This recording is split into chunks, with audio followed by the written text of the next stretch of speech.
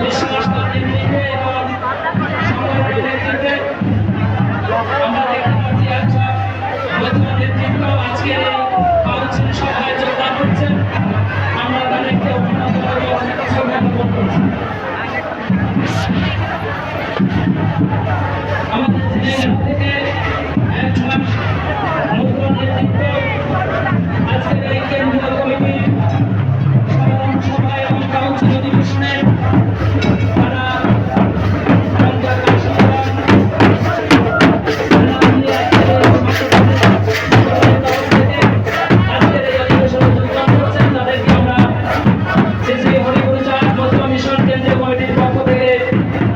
অভিনন্দন এবং শ্রদ্ধা জ্ঞাপন করছি। শুধু ভক্তমণ্ডলী, আমাদের বিকাল 4:50 থেকে 5 ঘটিকা পর্যন্ত আমাদের মঙ্গল আশীষ বাণী প্রদান করবেন।